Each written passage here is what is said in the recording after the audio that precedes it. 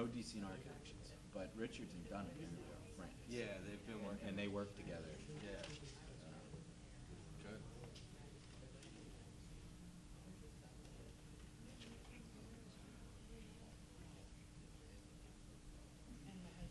More on a freight aspect?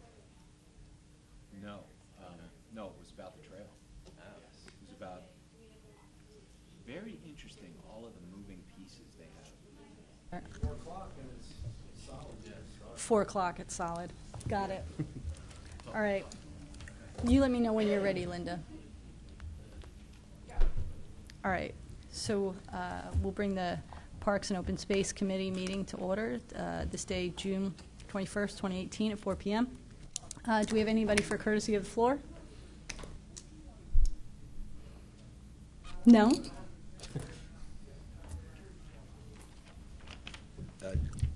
Chairwoman Zirinsky, thank you so much for allowing New England Hydropower Company, LLC, to come and make a presentation here in your committee. I thought this was the appropriate committee of jurisdiction for them to come and present.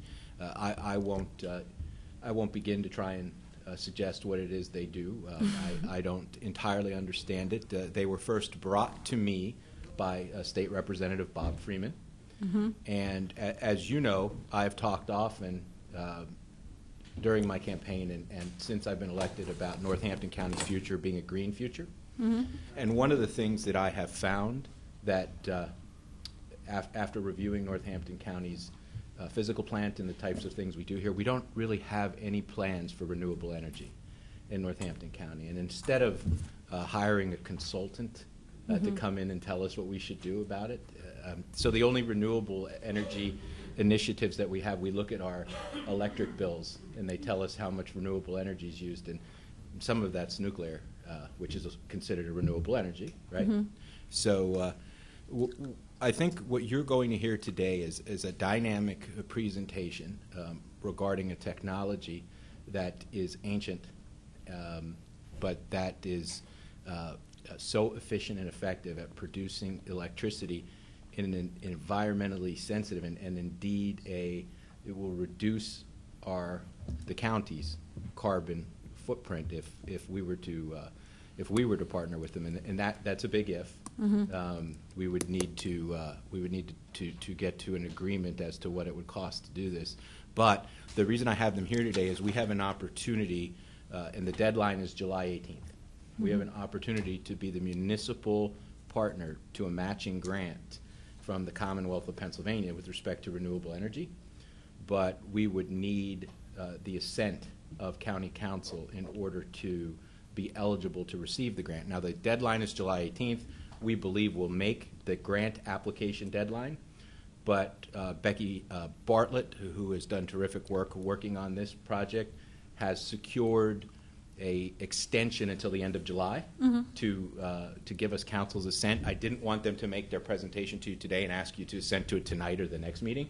I really wanted us to give us an opportunity to really discuss and debate whether this is something we want to do with Northampton County's future, whether this type of renewable energy project is the kind of project we want to enter into. And without further ado, I'll bring Mr. Michael Carr, Chief Executive Officer, and Mr. Chris Conover, Chief Marketing Officer of the New England Hydropower Company, up to make their presentation. Thank you. Thank you. Welcome, gentlemen. Thank you. Thank you. Welcome. So first, thank you very much for seeing us this afternoon on such short notice. I really appreciate it. And, can you just introduce yourself again? Sorry. Yeah, my name is Chris Conover. Okay. I am the Chief Marketing Officer for New England Hydropower. Okay, great. So I'd like to thank you all very much for being able to listen to our story that we've been working on for a number of years, and actually a couple of years here in Pennsylvania. I'd like to thank, of course, Executive McClure and Becky Bartlett and Stephen Barron very much for supporting the mission and for hearing us earlier. Without any further ado, because I know time is a concern, what we're talking about today is an idea and a concept for two Archimedes screw turbines, or ASTs, in the canal system on the Delaware and Lehigh River canals. And I would like to just briefly go through with a little background on the company so you know who we are and what we represent. And then also to go through each of the two projects themselves, and maybe a very brief thing on story on what the technology is and how it works. So we've provided our basic agenda for the day would be to sort of outline the company, technology projects, explore the public benefits of the partnerships, as well as the cost and financing in the background that Executive McClure alluded to. We will get into some pretty, some good numbers and a way to look at this for the county. And then we'd like to entertain any questions that you may have. New England Hydropower is a renewable small, excuse me, I keep forgetting to punch the button, is a renewable small-scale hydropower developer and operator. So we don't end, once we've put it in, we don't end. We would continue to operate the system. We were founded in 2012 with partners in the UK and Holland for the technology and the design development initially. There are about 300 of these operating in the UK and Europe. And we then opened the first one in the United States. An Archimedes screw turbine was inaugurated in Meriden, Connecticut last year.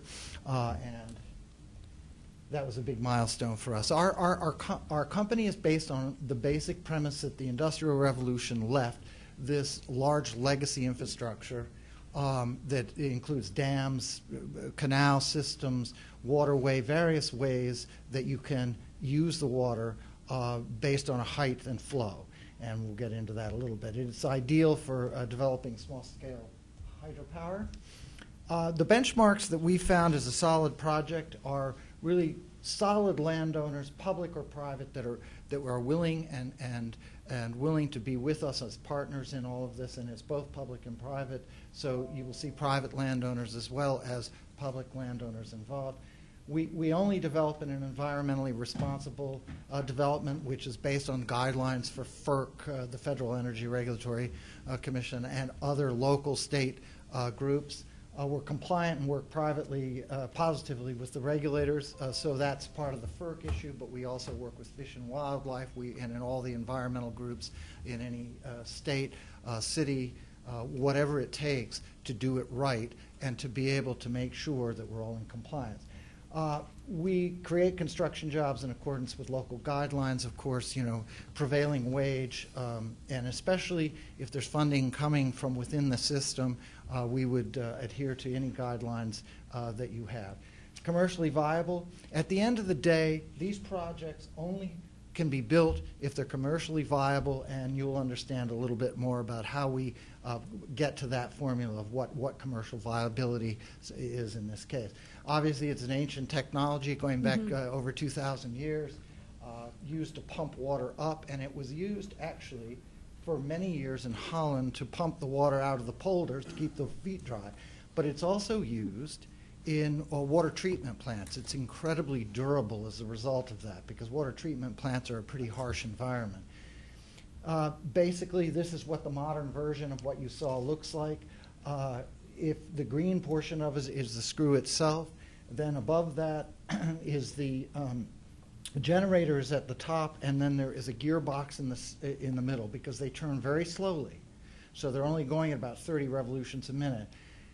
Then they're accelerated through the gearbox into the generator and can generate into three-phase power. As I say, there's 300 of them operating in the world, or in the UK and Europe today. I'm not going to get into the details of this, but essentially water flows underneath the powerhouse and underneath the generator and the gearbox, because those are at above the 100-year flood level, so that you're protecting the sensitive gearboxes and machinery, including the electronics that run the machine. It's highly automated. There is nobody on site all the time, and so we want to make sure to protect that, but we can get, for instance, it'll come up on cell phones. You can go and run the machine. Those who are allowed to can run the machine from cell phones, from computers remotely. The characteristics, they're very predictable, stable power output, high capacity factor, particularly in the canal systems that we're talking about, 80% capacity factor. It's much higher than most renewables. And in run-of-river systems, it goes down to 55%, but that's still very far beyond what solar and wind can do. And the idea is that in a canal system, you have a constant flow of water. And the machine, as it runs, will lose some of its capacity over time from the basic, baseline of it. But it's still running at a very high level. In the summer, when systems dry down a little bit, the 55% comes into play because you have flow curves that will drop in July and August to the point where, in some cases, it will close down and still be commercially viable. In these two cases, it can run all the time. This is the first one. What you see here is a system that can deliver power, enough kilowatt hours to power about 150 homes year-round and for 30, 40 years. So that's the idea behind this. This includes a rebuilt dam structure that was rebuilt in 2005. The house with the green cover on the screw there is the Archimedes screw system. The water flows underneath the ground into that through a sluiceway. It is controlled by a sluice gate that controls the flow of the water throughout, and there's a fish passage right next to it. You can see that long, thin thing is a fish passage. One of the primary advantages of this system is that fish can go downstream safely 100% of the time. And the large fins for flights, whatever you want to call them, the fish get in between those because they're fairly large, and they can just ride to the bottom. And we've tested this with the Connecticut Fish and Wildlife did a study where they threw the fish in, and the fish came out fine. And they captured them, and they came out well. They've been studied in the UK and out west as well. Yeah, they threw it in, and they swam in, and it went down. Here's the important slide, though, for where we've been.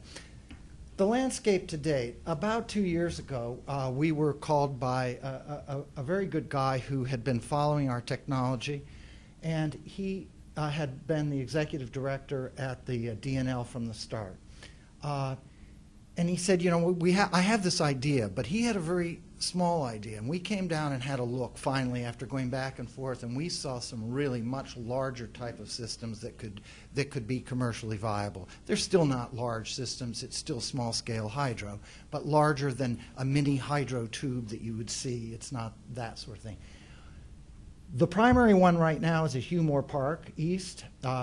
The second one is at Groundhog Lock at Raubsville, where previously they generated power. PP&L owned a system that I think, I don't know who originally owned it, but PP&L came across it and owned it for a while. It is now closed, but there is an opportunity in that system to be able to go to the same place. It would be a different system entirely because the water would flow in and then flow into the canal, so it would go into the system and not back into the river.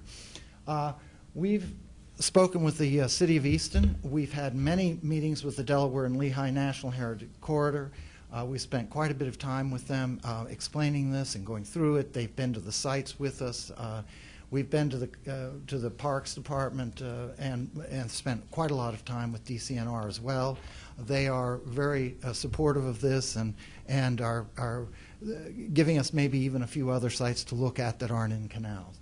The projects require, they're strictly monitored like every hydropower system anywhere. The FERC, Federal Energy Regulatory Commission, licenses them, but they will only license them if the state, wildlife, fish, and all of the authorities in the state are supportive of this. So they work together as part of the permitting process. We will have to go through really strict information sessions. We've already filed the preliminary permit that's for FERC on the Hugh East. We expect to be filing the preliminary permit on Groundhog Lock. The property rights are a big issue. Remember, I said something about the really important part of is the good landowners. Property rights, access, those are all key factors to this, and so we're working through those. But those are both owned by the City of Easton and DCNR. So I think we've already, sort of promoted to the folks that we would have to rely on for that. Quick scan of these projects. You can see where, on the upper, if you will, on the left-hand side, the Lehigh River, Lehigh Canal, and if you go down to Hugh Park, that's where it would be. Right at the, this would be the entrance to that from upstream and up canal, if you will, and that will require a rebuild of part of that to get proper controls. And one of the advantages of this is that the water in the system will be much more consistent. The goal here is to water those canals and to make them really good recreational and historically valid places as they once were. Now, this would replace it in a slightly different way, but I think this control system would lead downstream into this. And if you see there, that red roof is the equivalent of the house that was at the one that I showed you at Meriden. All the electronics and stuff would be in there. The bottom canal is open now and is used for their canal boat that goes through there. A lot of kids, families, use that. The canal boat will come down in there, and that would not be disturbed. That whole historical element would be left as it is. The upper one is still filled in. It's an old, what we discovered, nobody really realized this, we discovered when we started surveying it that it's just filled in. And so nothing's been done to it. So it became sort of an ideal place where we could put this right next to a historical element to begin to replace some of that. And that would, we would put two screws parallel. You can do one, you can do two, and it really depends on a lot of technical issues relative to the height and flow of the system. Groundhog Lock. This one is the one, if you look to the right-hand side, you will look past the Eastern Dam and go down to the Delaware Canal, Delaware River, and down on that, the farthest point down is the Groundhog Lock. And that has been largely reconstructed, the area around that. The one issue down there is that the stability of the canal has to be checked. And this is what we would be doing in the next phase, is to really go through and do a detailed analysis of that. You'll have a look here. There's the old Raubsville plant. The water tank above that, the top arrow, is where the water flowed into that, took a, well, if you're looking at this, take a right-hand turn, went through the powerhouse there. In our case, we're going to try to go straight through using the same infrastructure, except for we would build a new screw turbine system right in the middle. That's the middle one. And it would flow down and go back into the canal. The advantage of that is the canal stays watered. And it accomplishes several things. One of the things is the flow of the water through that system. While it will not ever be a rushing river, we're really concerned about volume of flow, and there is enough. We've done the research on that part of it, but it will improve the quality of the water without scouring out the sides. We've done a lot of work with that, and we're going to have to do some more, but that's really why we're here, to talk through this with you. Public benefits, one of the most important things is the first one, the license holder, which would be us, and the license is with FERC, assumes the risk from the sites.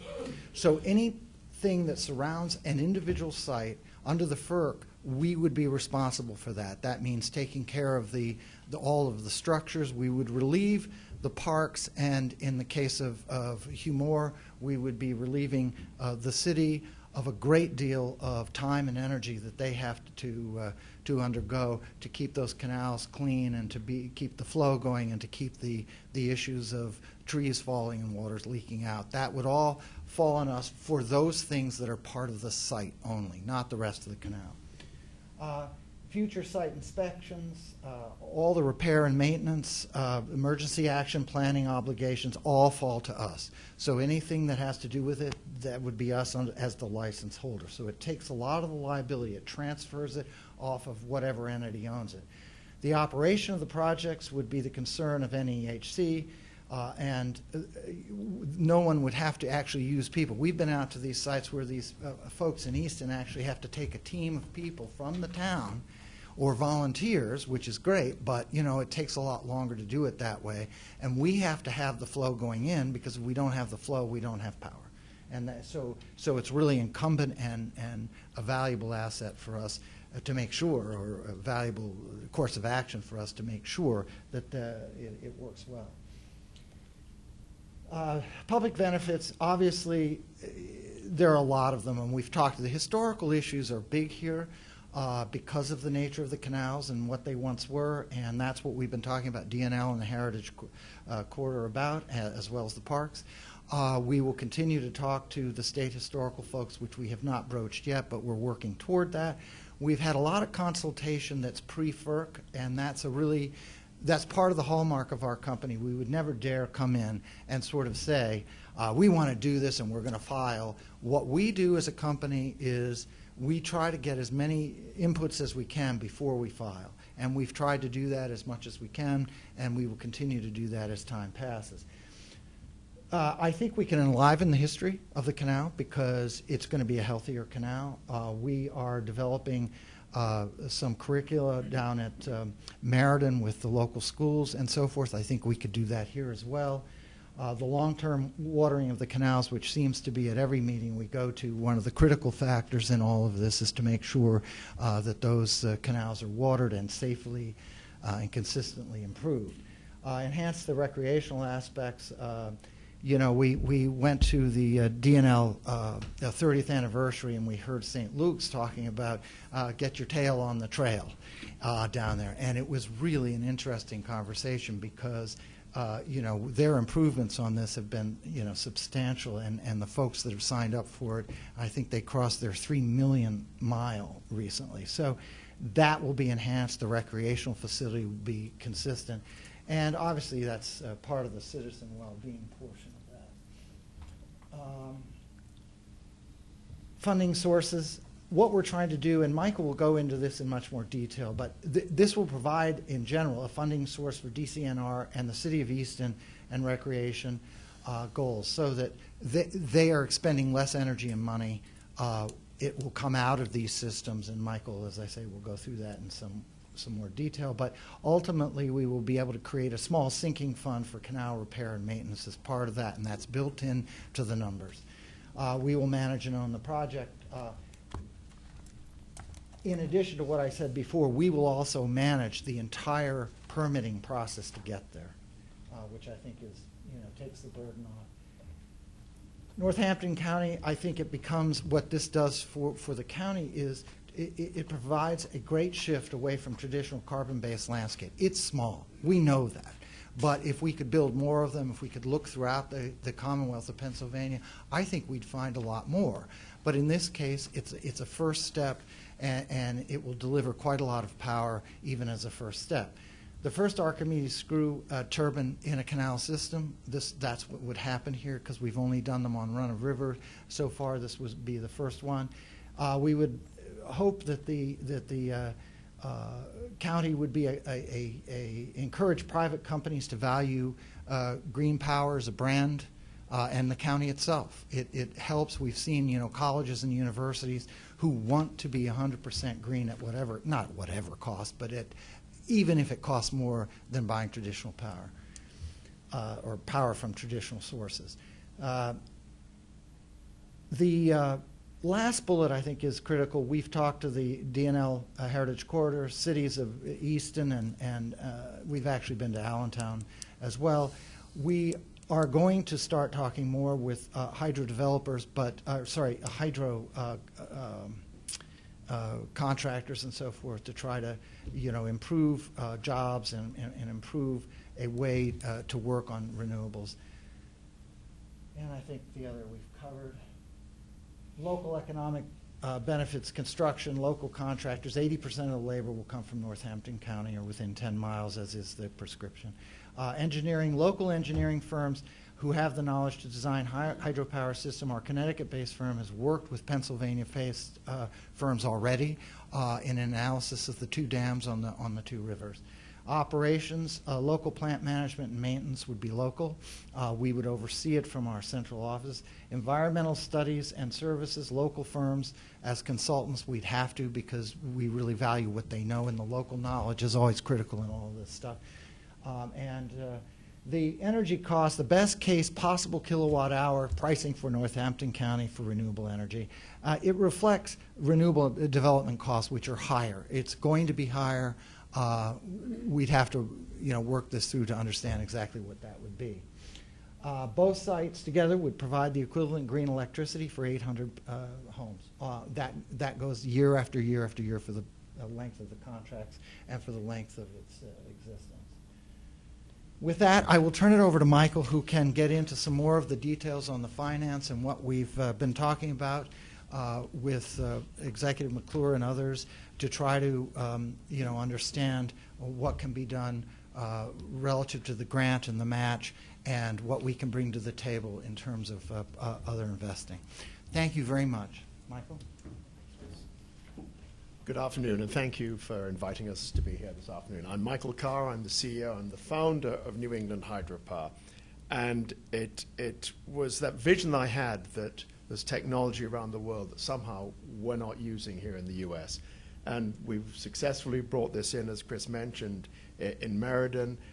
We've got a lot of attention from the Department of Energy, EERE, the Energy and Efficiency Renewable Group, federal authorities, Federal Energy Regulatory Commission, and U.S. Fish and Wildlife and the state agencies.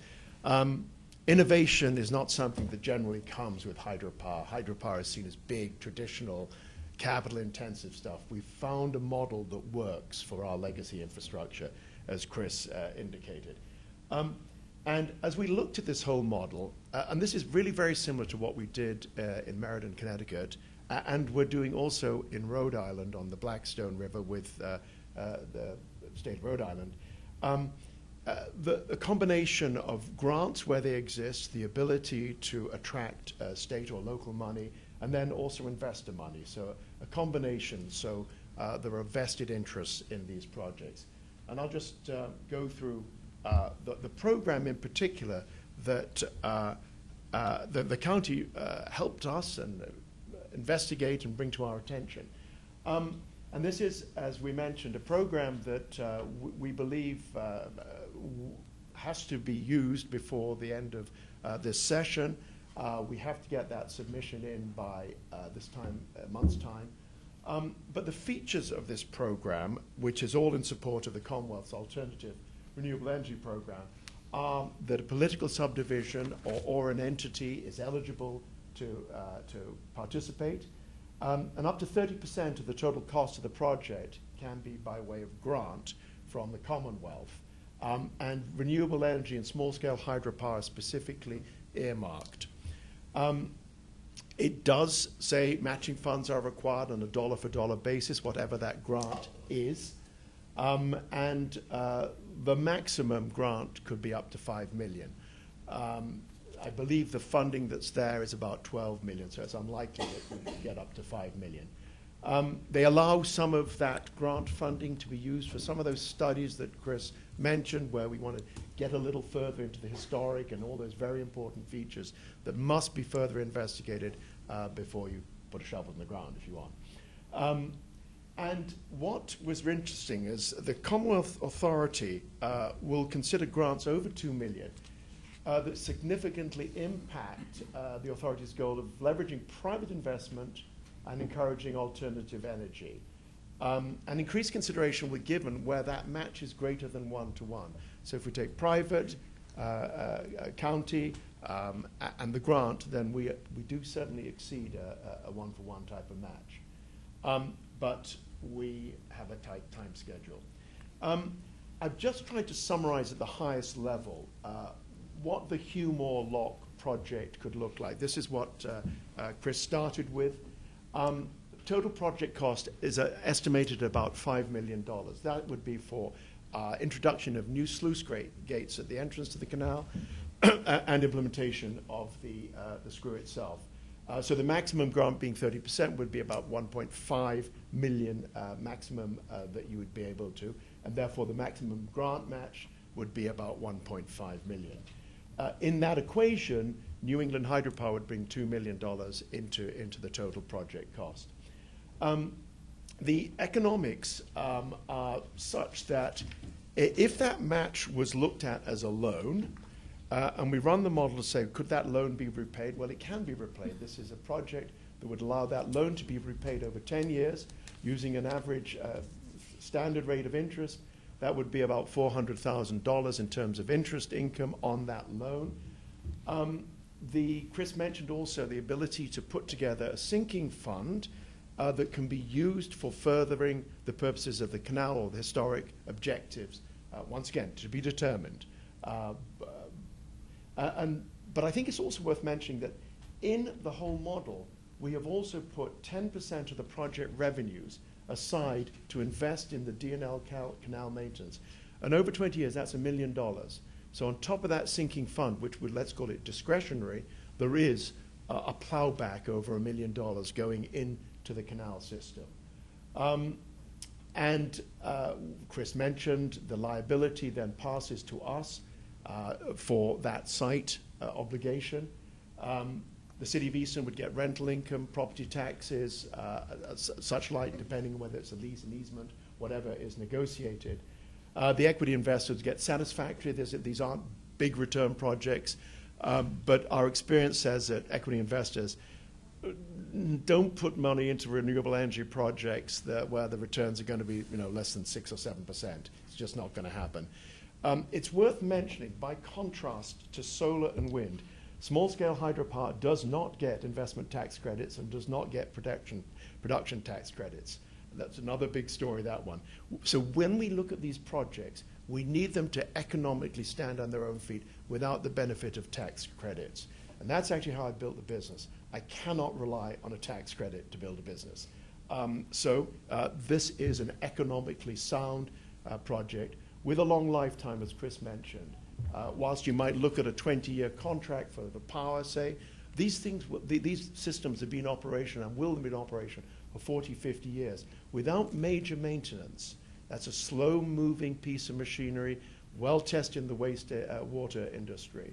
So low maintenance, so pretty high margins, which allows you to satisfactorily repay loans and matching and invest in the project itself.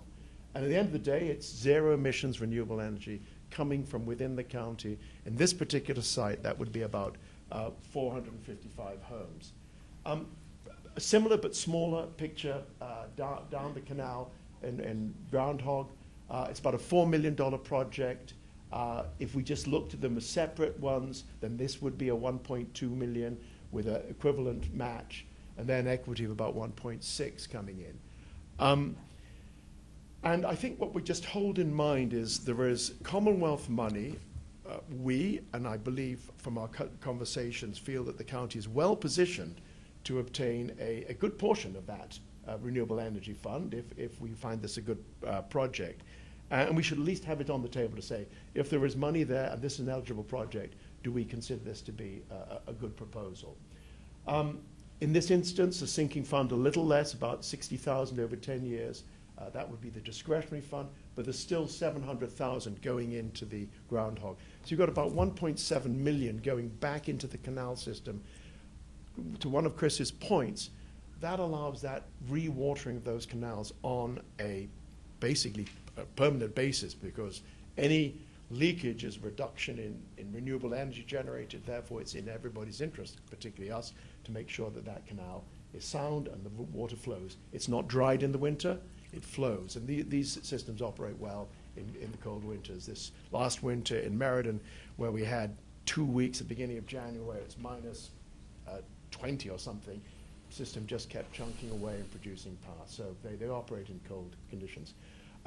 So very, very similar sort of profile. I think what's important is we take a standardized approach on technology, on licensing, on construction, and so, and then operation and management. We are the one party to look at. Whilst we might outsource construction jobs, we hold the responsibility. That's what we do. And if we then sort of just kind of wrap this up, what we're looking for is a financially stable model here where private investment, county, Commonwealth money can come together with some payback and upside advantages to any investment that is made at the county level, shifting of liability, and ultimately another catalyst to help the green energy movement within the county step forward. So with that, that's our presentation. I'd be very happy to take any questions Thank you. from the council. I was sure you had a question, Mr. Cusick. Yeah, I think I think this is a good idea, but here's what's troubled me as I've seen this presentation. I'm a resident of the greater Robsville metro area, and at no point in your presentation did you mention that you had approached, consulted with, or received any approvals from Williams Township. Mm-hmm. So I guess my question is, have you approached the Board of Supervisors, and if so, what feedback have you gotten, and if not, why not?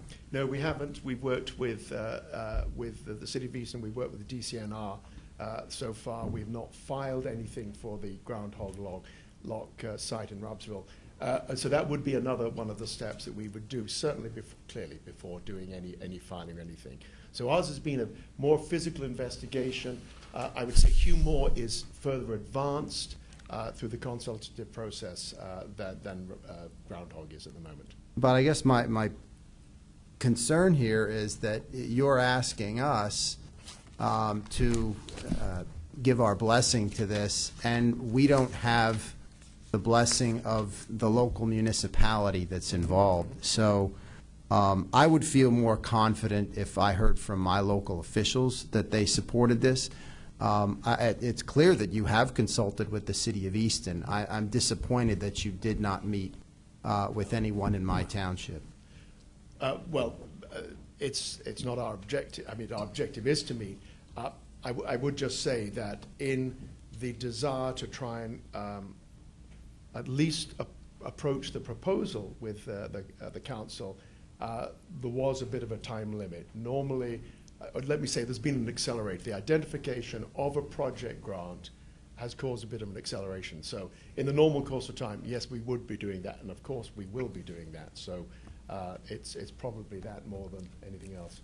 And Mr. Cusick, if I can, just to alleviate some of your concerns, the Hugh Moore Park project being further along, DCNR owns the land that Groundhog Lock would be put on. So DCNR's approval to actually allow them to do that, if we go forward with that portion of the project, would be first. And then, of course, you would go to Williams Township. The City of Easton owns the Hugh Moore Park land, so they were consulted very early on in the process for Hugh Moore Park, because while it is part of the DNL Canal Heritage Corridor, they're the owners of the land. So they had to give their blessing for the permitting, which is much further along, just to alleviate your concern. Sorry. That's all. Thank you, Steve. Then the other question is for those of us that have lived by the canals. One of the constant potential issues is flooding and damage that occurs as a result of flooding. How does your system account for that possibility? Well, firstly, at the entrance to the canal, better flow controls, so the ability to manage what's coming down there. Now, obviously, if either the Delaware River overtops the banks, that is, there's no accounting for what level that could be, and we've seen the flood levels. What we construct, though, is always above the 150-year flood level, and once again, we all get surprised by what the 150-year flood level is. But that would be part of the further work that we would do. You know, the studies that would go forward into flow, flood control, stability of the canal before we start going. Actually, frankly, we'd have to do that before we go to the FERC licensing. So that would be part of the further studies we need to do. So flow and flood studies, and FERC require those, by the way. So it's not as if we can just say, you know, it should be all right. Right, because my concern is here, I don't want to spend taxpayers' dollars for something that may be underwater. Believe me, and I don't want to spend investor money for the same reason. It's not a fish tank, it's something else. No, It's not a fish tank. No, I didn't. I was, Okay, I got you. Gotcha. that was for the Q6. I have a question, if Yes. I may. Mr. Warner. Okay. I'm not familiar with small hydropower plants. I'm familiar with large hydropower plants. Yes. So if I say something incorrect, just say, no, that's not true, okay? The Meriden, is that Yeah, it? Is? Meriden, That program was built on green bonds, correct? It was, yeah, so the Connecticut Green Bank got a clean renewable energy bond through the, what is the And IRS? was that the majority, was that a major funding of that program? No, that was a major funding. In fact, we funded it, and then the city of, the Connecticut Green Bank bought the site from us with the They green purchased bond. it, okay. Absolutely. So you initially would own, operate, design, and manage this, Mhm. am I correct on that? Okay. Correct. Correct. The larger hydropower plants, that when they did studies, and I don't, again, I don't, this is the first time I'm ever hearing, you're 1 year in operation, correct? From Yes, in that 2017. particular site, yeah. And I'm assuming you're collecting data Yeah, sure. as we speak. Yes. I know one of the concerns, and I don't know if, I can't attest to what would happen on a small scale, but they talked about methane with organic materials being decomposing downstream. Are you familiar with those? Well, I am, because generally those large hydro projects have big impoundments Yes. behind them. Yes. We've got the Delaware and the Lehigh River, which are flowing, so that's in our favor. Okay. We're increasing the flow down, the consistency of the flow down the canal. Okay. So I suspect, I can't answer the direct question about how much methane, but it will be less than you probably have today from a more static pool of water in a canal, because it is the static impoundments, I think, Okay. that generates the green matter that creates the. That's, methane, I'm I just believe. stating what I think I remember from when they No. developed the first hydroelectric plants. Yeah, correct. The other questions I had were, most of the financing is public and private that you're asking for right now, okay? Have you, how far have you gotten in that area?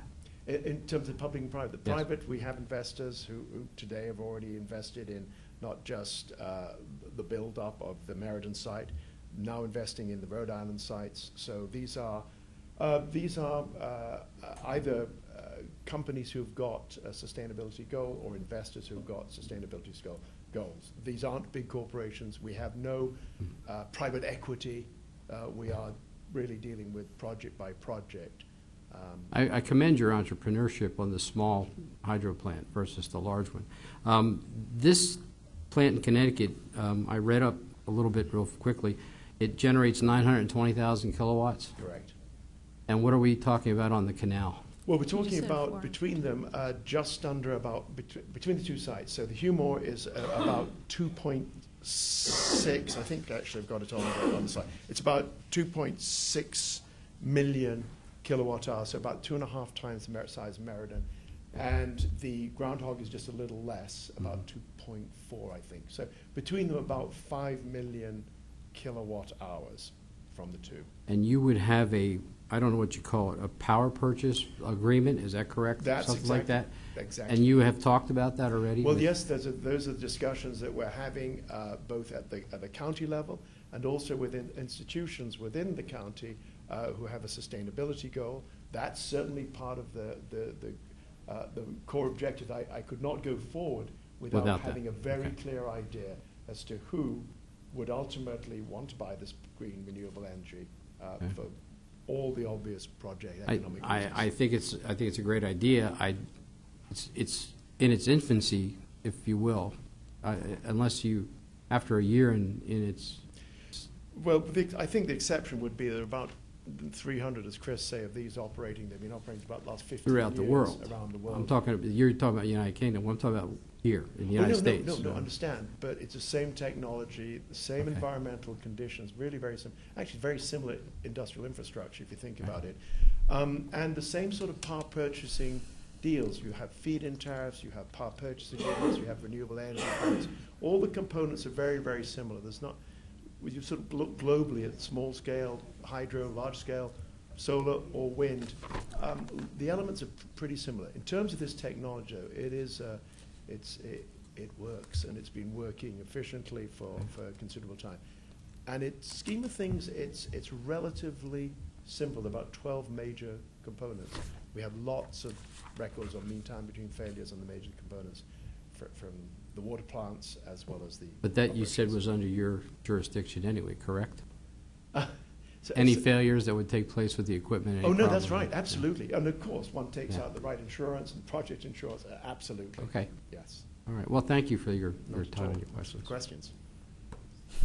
Could I make one further comment on I think, Mr. Cusick's questioning? We try to see as many people as we can as the process unfolds.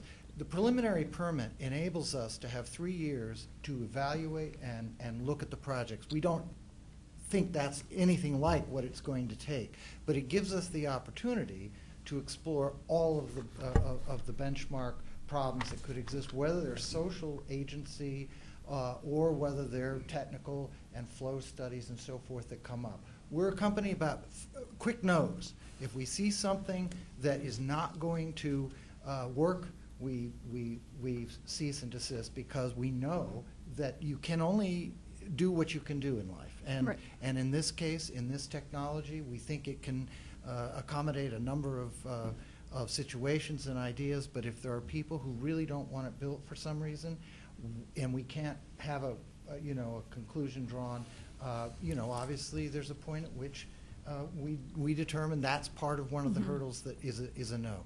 We've not really had any opposition. We did speak with somebody down at Raubsville from the Friends of the Canal, and I don't have her name on the top of my head, but she came out and we talked to her for a while, and I think she felt the same thing. There's a certain amount of ownership, and we're still working with DCNR. And so we're trying to work both at the same time, but we will. And I think that our basic goodwill would be to consult with anybody you all thought we should. And I just think it's critical to know that it's not done. This is still in a stage of progression, and we don't know what we may end up finding. So I appreciate your comment. Yeah. Okay. Can I ask a few questions? So the idea is that this is a power purchase agreement. So someone has to purchase the money, or somebody has to purchase the power, and you're trying to find entities to do that. You're going to own the system, but we are also going to help finance it as a county by $1.5 million. And you will get a payback. And what do we get for that $1.5 million? Well, so we get Do we the- get the power?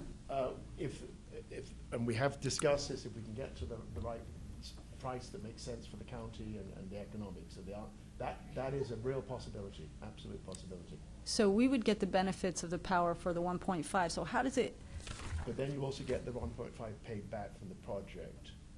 we get that paid back Yes. over 10 years, Over 10 years. $400,000 a Well, year with from, accumulated interest, that's right. okay, So because it's- how does the project exactly make money? If we consume the energy that's being created, is there even more energy that's being created that's being sold No, to other so- entities? No, so if we think of the revenue line, whoever's buying the energy is buying it from the project. Right. Okay, so that's the revenue line. So be it the county, be it a private enterprise, be it an institution, that's the revenue coming into the project. With that revenue, you've got the operating costs, and below the operating costs, you've got the money to then repay the debt and ultimately plow back into the sinking fund. And then at the end of the day, whatever's left is the investor return. So the priority is for repayment of the any loans, any financing, whatever form it takes. Your classic situation, an investor gets whatever is there at the end. So hopefully, if we've done this correctly and we've avoided the things that can happen, like a flood or something, with this properly sited, because that's not good for anybody. John's got a thing that floods. Then you've got investors who say these are things to put our money into, and then that's been an interesting thing, because people have chased and very successfully done the solar project, which I know certainly Right. here in the county, and the wind, offshore wind and onshore. But it just amazed me that no one had ever spent any time looking at small-scale hydro, because everybody believes it looks like big hydro. So we've actually created a model that works for actually many traditional industrial areas, the Blackstone River being an example as well. So you've already filed the pre-application with The FERC? preliminary permit with FERC for the Hugh Moore, For which just Hugh Moore. allows us to, and I believe it's due in about 10 or 15 days. There's a 60-day public comment period, so it's out on the Federal Register. There's public comment period. That allows us to do the work that we need to do, which is a flow study or an environmental study or stability study. And that people early can stuff. comment on that because it's on a docket somewhere. It's that on a docket, public it's on the FERC docket. okay. We can provide that FERC number as well. Okay, yeah, you should provide the FERC number. Question. May I- Oh, are you still? Go ahead. So you have the buy-in, you kind of have buy-in from DCNR, DNL folks. You met with them, they're Yeah, happy so, about yes, it. Yes. The local DCNR, you still have to meet with the state yet, is that correct? Well, at the Correct. DCNR, at the state level, yes. At the state level, yes, we do. Okay. But they have been informed by the local region that this is something that we're interested in doing and pursuing. They have been alerted to that. We have not been asked to present to them. They're relying on the eastern region thus far as we know, to do that. But we would be glad to come down and present. And the benefit of the canals, it keeps them healthy, is that right? Yes, you've got a Because constant we, flow, basically. that is an issue that we need to look at. We had some folks in here from the canal a couple of months ago. Yeah. Well, and it really starts at those flow controls at the entrance to the canal. If the locks or the sluices aren't sufficient to provide, constant flowing water, they are what they are, but they would be replaced. Very simple terms, they'd be enhanced, because then that's a key part of ensuring the flow to create the energy, but also to keep the canals watered and respected. And there's going to be some tax money that's going to come back Well, to, yeah, property to the, taxes, wherever they're situated, the local. That's So what the happens, eastern yeah. folks are going to get it, and if you put it somewhere else, those folks are going to get the tax too, right? It would be the same case, yeah. Okay. Local All right. property taxes, whatever. Thank you. Any other questions? Matt? Mr. Deeds? What is the timing? What would the timing be on this? So, presuming that we are able to submit an application to the Commonwealth by the end of July, I don't know quite how long they take to review that, but let's imagine they take, it's not going to be in the summertime, so let's imagine it's early fall. If that was the outcome, we probably will have by that time done some preliminary work ourselves under the permit. So we do invest, we've already invested quite a bit of money already just to make sure that this is sensible. So we'll do what we can economically do to kind of tee it up. So if the grant comes through, then we're into a position where the whole project could move ahead. Interestingly, the licensing time for a FERC permit on a canal under 10 megawatt exemption, FERC terminology, is about 10 months. By contrast to a run-of-river where it's about more like 2 years. And the thing is, fewer fish, fewer immediate environmental concerns that you might have when you're on a river. And it's really that environmental study, but it allows a fairly fast track. So we've moved through that licensing period, let's imagine, in 2019. So all things being equal, you'd be trying to get this constructed in the fall of 19, or we probably don't want to do a winter build or the early spring of 20, something like that. But that would be the timescale. The actual construction on these projects is no more than 6 months. In fact, the lead time and manufacture the equipment is about 4 months. So we kind of do the construction work whilst the equipment's being manufactured, bring it together. And at the point of implementation, it only takes about 6 weeks to then be producing good, clean energy that the grid will accept. So the longest process is the licensing period. Sure. And then how does the state grant work? When does it have a, so if we apply for it now, when does it have to be used by, and when does project finish after? I think it's used within 5 years, I Okay. believe. I think it's 5 years. I think Within 5 years. the grant has to be used in 5 years, I believe. Yeah. All right, 'cause of course- And I believe in 12-month increments once you start Yeah. drawing the money. Okay. My fear also is you do this, it's a 1 or 2 year grant, and it's a 2 or 3 year project to get done, and we don't qualify. No, I think it's certainly within time frame there. Okay. Okay. Any other questions? So your ask is that we send this up to the council. That would be our request. And so you want to send this up to the council, and your request would be, is there an initial outlay of money that the council would have to? Yes, could you tee this up, Mr. Barron? So what the executive and I have talked about is the 1.5 million, much like open space land, being accounted for in the budget for the one-to-one match. It would be part of the 2019 budget process. However, because of the timing of the application, a resolution from council would be helpful supporting the project at the $1.5 million level for at least Hugh Park at this time, which we would include in the 2019 budget. Now remember, with the grant process, we might not get the 1.5 million back in matching money. It could potentially be 800,000, which then we'd have to look at some numbers again and see, are we still involved, and do we match the 800,000 to get the 1.6 million back, and then where does that put us in the process? So it would depend on what the award would be from the state. Would that put us on the hook for any match that gave us, that the state gave us, even if the project didn't go through? That's my concern. I don't believe so, because we have money allotted for open space. Mm-hmm. So much like an open space grant from the state, we have money that's allotted, and sometimes a farm doesn't get, we draw down the money and the farm doesn't get put into the open space program, and then we look to add other farms, or we just don't accept the grant money, and then the money goes back into the general fund or wherever the money came from in the budget to put aside for the project. My other concern is that we just went through a P3 fiasco yesterday with the GPA. So who's going to oversee this project and dole out the money? So this will be completely done within the county. No authorities are involved. Oh, okay, great. It will be the matching funds. No authorities. No authorities involved. And since the ownership is actually with New England hydropower, the great part about it is we would actually be one of the stakeholders along with the state grant money that they would all manage. So the reports would come back that way. And then as this started producing power, whether the county purchased the power, whether we sold it to a third party, this money would then come back to the county for us to use then on similar matching grant projects if the county executive so chose to keep the money in the budget for things like this.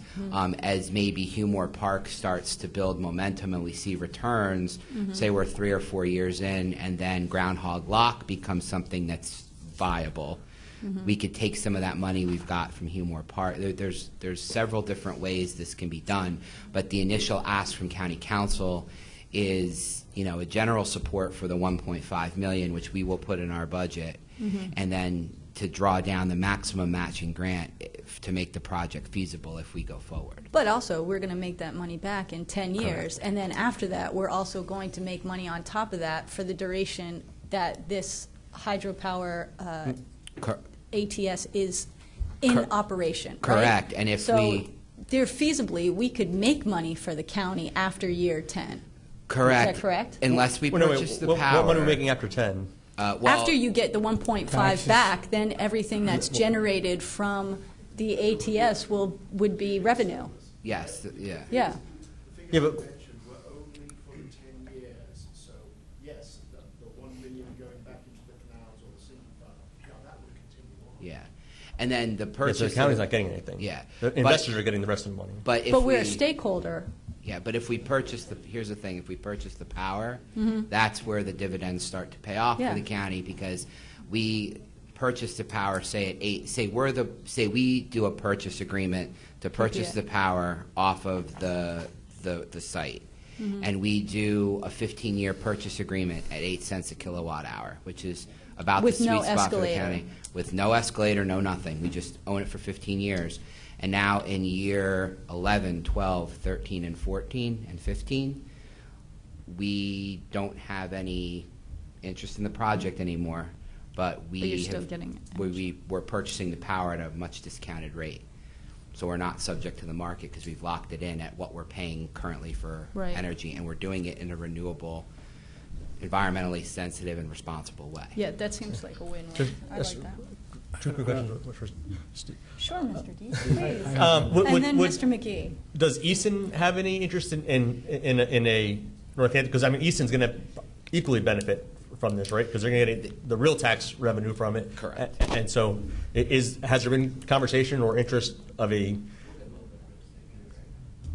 Yeah, we get real estate tax as well too. Okay. Okay. And then the second thing is But his question was about Easton. correct. And what they might do. And I don't know that we have that answer. The gentleman might have better. And feel. if we worked with Easton on it, so whether we give the majority of it, of course, would that still qualify to get the matching from the state? So say the 1.5, just say we put $1 million in, Easton put 500,000 and we're at the $1.5 million. Does that still satisfy the needs for the state part of the grant? They just need one municipal partner. I don't know that they couldn't have more. The problem is we're at a time frame. Sure. where the application is due July 18th. Right. And the reason for that is we just learned about it thanks to Arthur's research. I don't know that we can get Easton in on this first application. Okay. And then the second thing was, so you talked about, trying to get locked in at like a good rate of 8.5. Is that something feasible, or? That's how we've modeled it. We've actually done a best case, worst case, as you might imagine, and some sensitivities with Hugh. And lower the lower price, I think we right now, if we get down to 6 cents, that'd be really good. Right, I keep for sure. saying that. But Yeah, that's the price to compare. there's some numbers that might not necessarily make sense there, but we would be paying less for power than ultimately buying it at 8 cents per kilowatt hour when you factor everything in. And that's based on the numbers. We've looked at our bills, specifically what we've purchased power at, taking all in, delivery costs, distribution, the whole thing. Making sure it's clear that these are hypothetical Right. instances of Is this all dependent on net metering as well? No, it isn't. I mean, we can do a direct contract. Oh, you can? That's absolutely. But So it there is- doesn't necessarily have to go through PP&L back into the grid and then back to? Well, it would. Right. And you do have net metering of that. But if anything would interfere with net metering in the next 2 years, do you know what I mean? I'm just asking. Well, I guess there's always a chance that someone could reverse one of those net metering rules or reverse portfolio standards. That's a risk. I just asked, sorry. That's okay. Because if you're investing 1.5 million and this project doesn't go until 2020 and something happens to the net metering laws, then that energy doesn't get credited in the way. I'd like to just hold on an answer on that because I think it's a complex topic. It is. Yeah, that's why, we spent an hour on this already, and I'm sorry I didn't move the meeting along because I know Ken's probably bored as mine. But Yes, he did. for net metering or portfolio standards in the state could alter this as for any. Yeah, I just asked a question, but I think it's important. One more. I One more, was a and then we little have late wrap to this up. get to the meeting, but the green piece in this thing, the carbon footprint, I what's think the carbon is a offset? big thing, and it's a first thing for the county. We don't have windmills. We're not on windmill, or solar. So can I make a motion to put this into a resolution or to move it up to council, I mean? No, you don't need to do that. You gotta just make a resolution. Just do it. Just move to make a resolution? You have to make the resolution. Right. Ms. Zirinsky, I'll be happy to. Mr. Barron, I would love to work with you on this project because, as you know, renewable energy is It's like your my thing. thing. I'll be happy to consult the language of a resolution and to have further discussions and be available if you need. Thank you. Time is of the essence because of Right. the But we still have to move this up to council for approval, right? Correct, yes. So can I move it up to council for approval? You don't have anything to move up yet. You because you need the resolution. Oh, you need a resolution. I think you can Okay. work, if I may, I mean, I think you'd work with Steve or whoever. For next council meeting. For the next council meeting, Okay. you'll have your resolution ready. When is that, the second, We have until the second meeting in July. July 5th? Oh, So I think I think Mr. McClure said there was a resolution, or I mean, there was a little bit of an extension Till July. granted to us. Yeah. But, you know, I will try to have something very quickly to council so that they can act accordingly and at your discretion. Thank Would they you. be available to come to the next council meeting since this will be a rush thing? July too? 5th?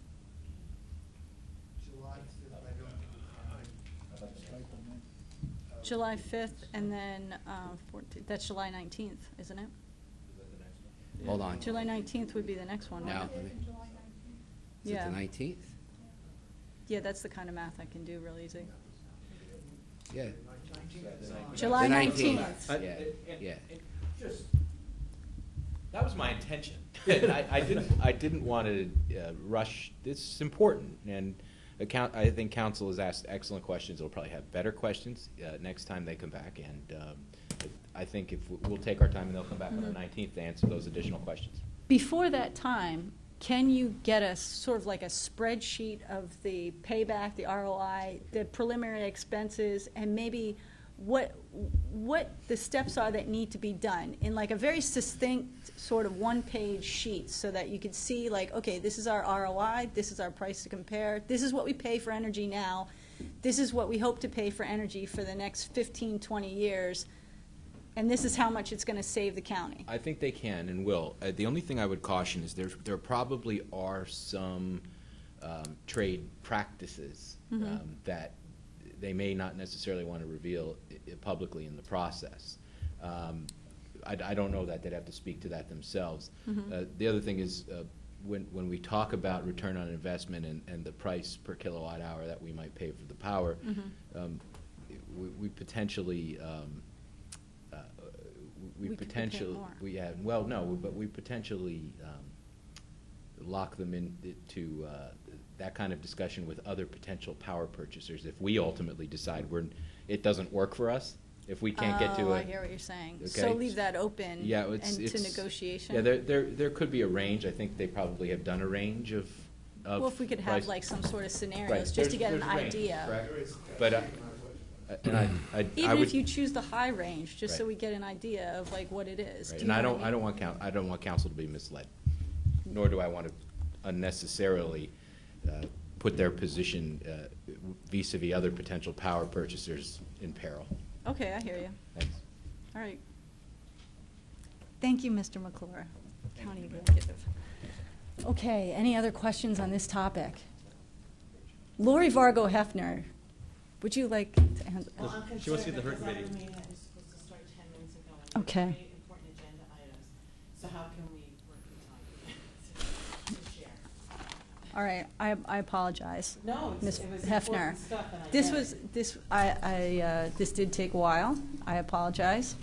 I appreciate your thoroughness, though. May I ask a question, if I may, based on this, if it's okay with you? You're the chair. We're taking time away. We're taking time away from No, Lori. I'm wondering, Mr. Cope is here to address all three, correct? You are here to address all three. Two presenters, but one could come back. One is coming from a How long do you think distance. your presentations will take? How long for another tuner? I'm a long talker, but I can talk fast. Just trying to get an, yeah, I was just trying to get an Can you do it in idea. 10 minutes? 10 minutes, you got. And now, next two? 5? You got 10, you got 5. Do I hear another 5? Taking more minutes away from Yeah, okay. This meeting will be adjourned come hell or high water at 5:30. Is that okay? I love you, Miss Hefner. Thank you very much. Okay, if we could have our next agenda, Northern Tier Feasibility Study, please. Wait, do I get her 5 minutes? No, you get 10. That's it. No, she's going to present 5 No, minutes. she's going to come back. You're going to come back? We're going to be out of here by 5:25 then, okay? And I know. I appreciate your flexibility. Oh, yeah, no, I got caught. You understand that there Yes. was a lot of questions there There's a lot to to that. And I should say, first, my name is Kent Baird, so thank you. You're very to welcome. Council and to the executive for having this presentation today. There are a couple of typos in the edit that you read and some name corrections to our acknowledgements page. So we have 3 pages with name corrections and repositioning. But what we're speaking about today is the Northern Tier Trail Feasibility Study. This was a study that included quite a lot of steering committee meetings, discussions, participation by 14 municipalities, so that you're all in reference to the Northern Tier. It's the top 14 municipalities between the Lehigh River and the Delaware River, right? So thank you to the county. Thank you to DCNR for funding your grant. Our partner in this was Campbell Thomas and Company.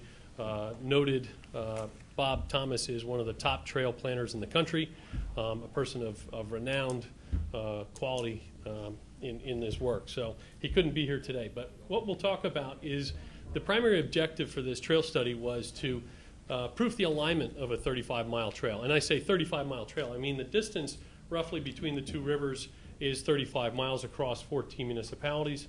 What are the opportunities and constraints to introducing a trail system between, say, Walnutport and Portland Borough, and in all cases, to try and replicate the success of the economic and tourism benefit of trails throughout the region.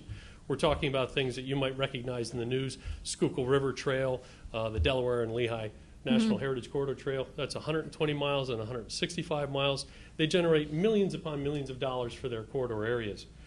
So we set out to identify this study area and how do we get to it and how do we approach it and what exists now.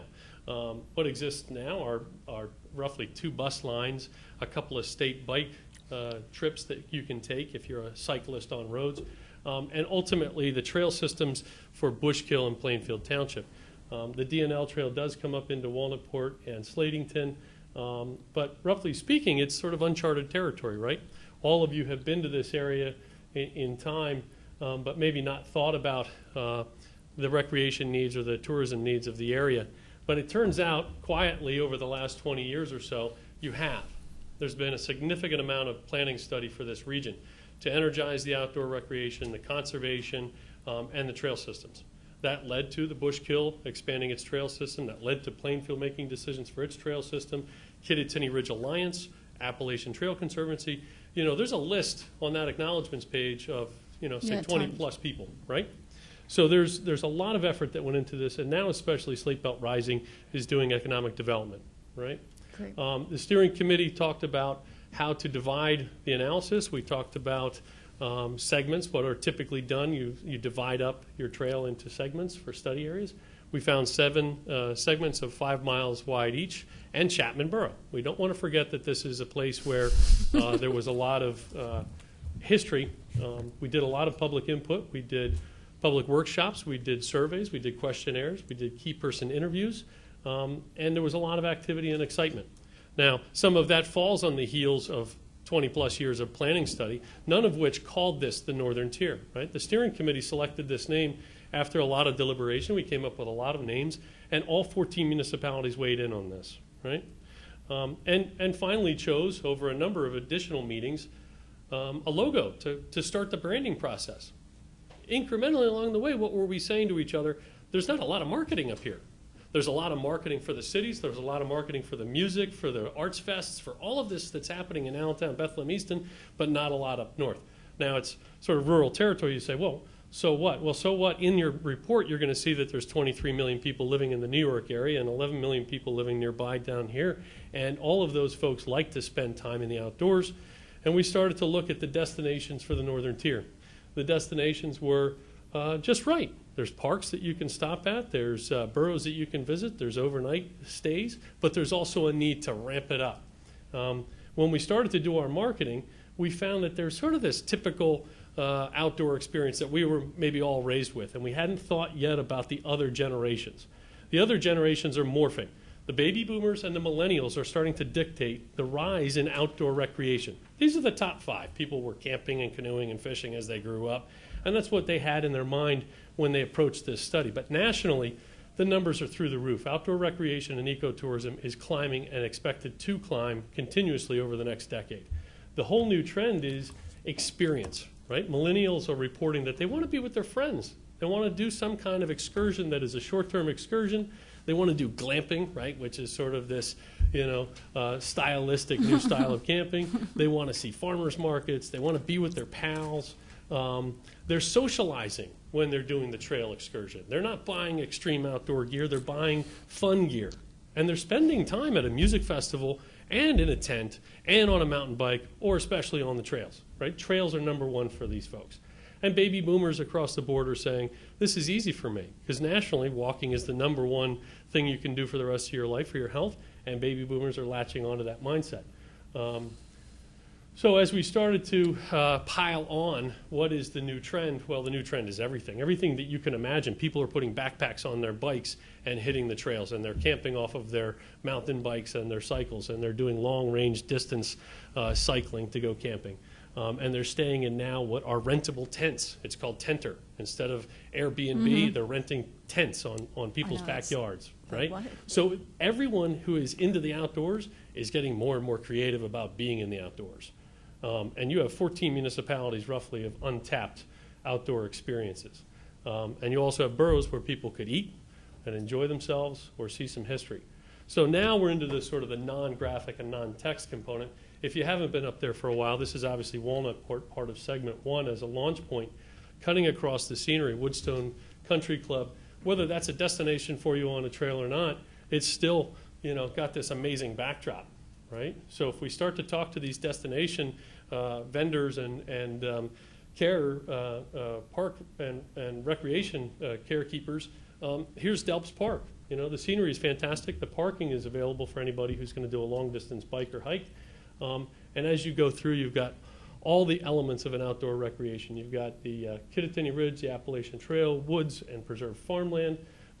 You've got existing trails that you can connect to and zip down to the Jacobsburg Environmental Center, right? So you've got Bushkill Trail.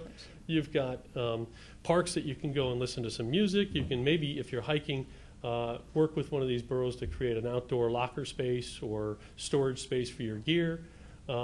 You've got Plainfield Township is ever expanding their trail systems and improving that. Next door, Washington Township is proposing a trail.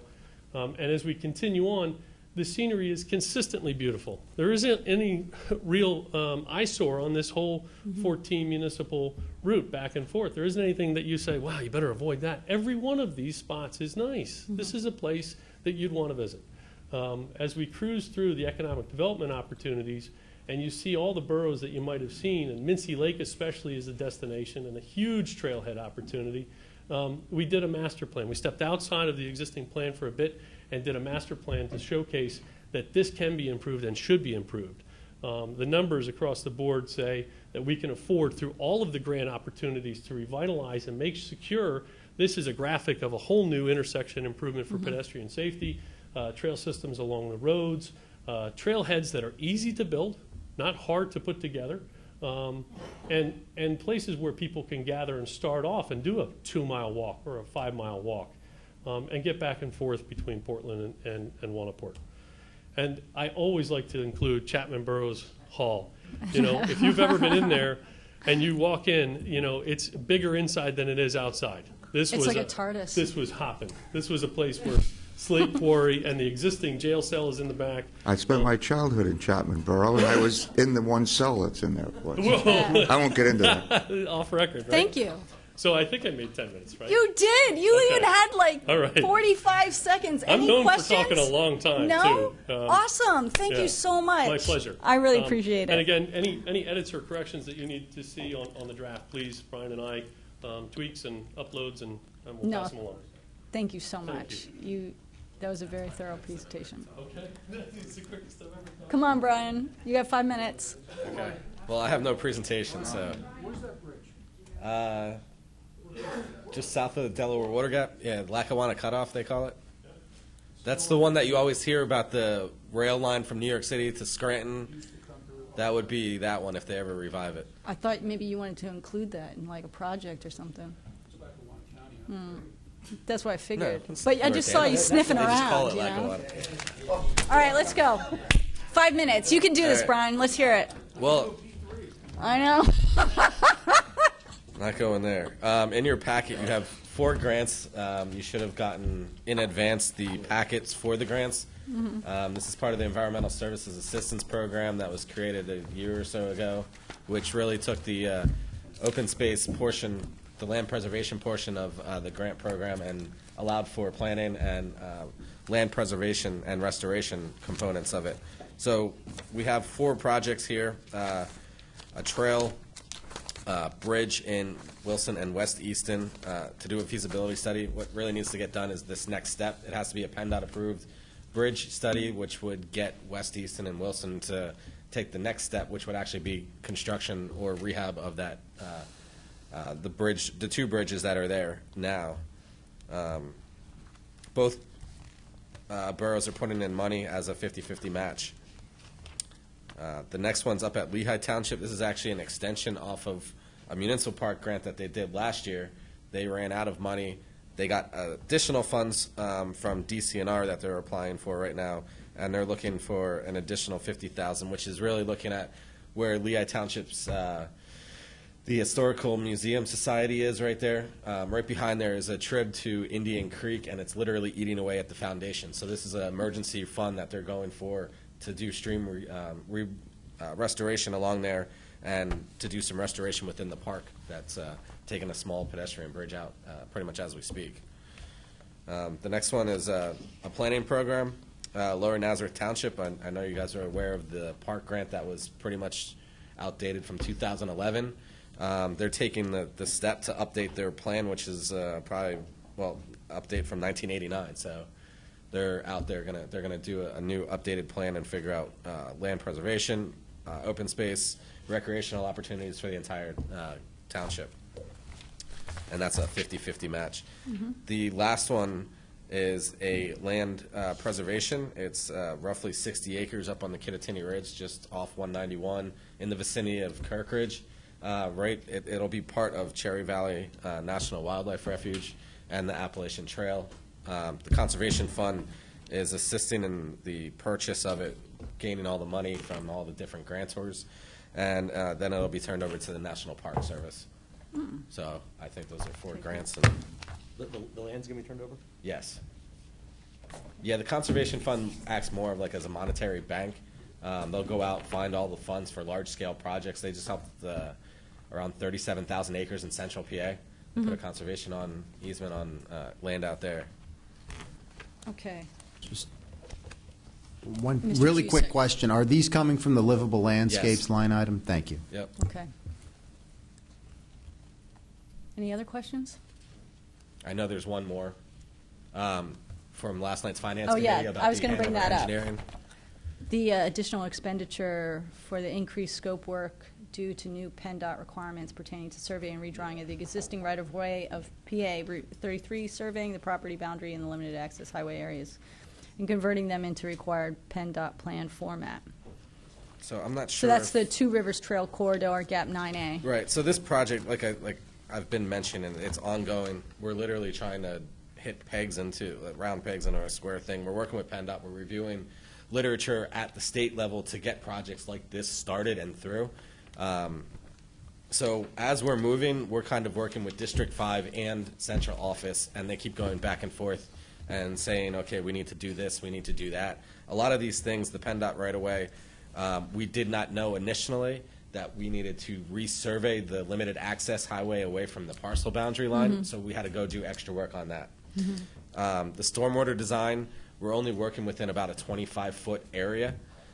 It's easier actually to build a warehouse on a large-scale lot than do a trail project based on MPDS. So we actually came up with a new concept that's called a French mattress, kind of similar to a French drain, where we're wrapping the stormwater underneath the trail system itself, and it'll be about 60 feet in the whole mile. There'll be 6 spots that'll contain all of the stormwater in those areas. So we're really working on different things. Hanover's really been helping us along the way, dealing with PennDOT at both District 5 and at the central office, getting lease agreements together with both townships, Bushkill and Plainfield Township. The zoning and subdivision is going to be an extension project that will be forthcoming depending on purchase of Norfolk Southern land, but that's something that we see, and they see that that price is something that they can work into.